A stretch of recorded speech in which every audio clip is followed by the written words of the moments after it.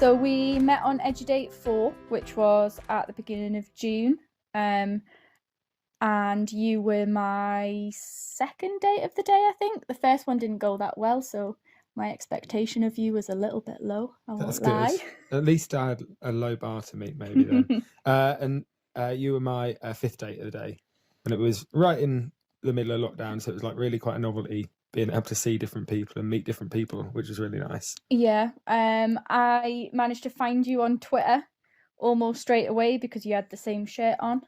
But it was really, really nice that you actually had a shirt on and were making an effort. All the shops were closed though. There's not very many shirts.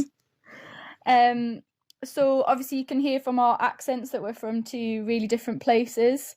So as soon as I kind of heard you talk, I was really, really worried that you were going to live really far away, because I was really sort of interested in you right from the beginning. So I didn't want you to be, miles away from where I was. So there is like a distance gap, but there was definitely like bigger distance gaps on some of the dates that I did, and it didn't really like put me off too much. And a lot of my family are from like the northeast anyway, so that made it even easier kind of thing. We had like a connection about that and something we could talk about. And it hasn't really bothered us being, so we live an hour and a half apart.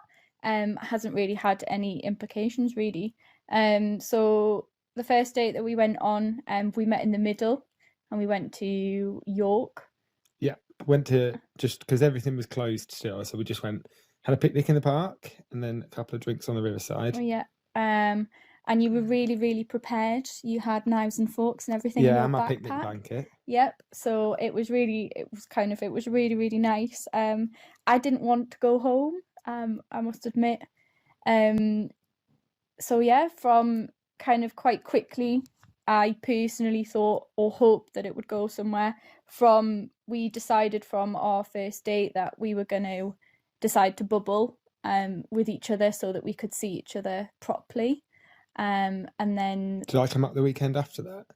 Yeah. Yeah, I think so. But that almost went wrong, didn't it? Because you were meant to come down to me, but then... Yes, and my metro didn't show up and I missed the train and it was all just a bit of a... So you rang me and I was out on a bike ride a mile, like quite a while away from my house. But I got up eventually. Yeah. And then I knew he was a keeper the first time that I stayed down in Leeds, and he went out for a run in the morning, and when I woke up there was a cup of tea I got on good the at that. side. And I get one of those every morning regardless about whether I'm awake or not. Unless it's a really early run. Yeah. And then I don't think it's a sky of it then. So what's next is, well, hopefully it keeps going the way it is, and then potentially one of us might be making quite a big life choice. Someone will have to. Yeah. So one of us we know is going to have to relocate at some point. So yeah, I guess that's probably the next thing down the line, on fighting about who's going to do that. Yeah, maybe we'll do another voice note then, and you can listen to it as well.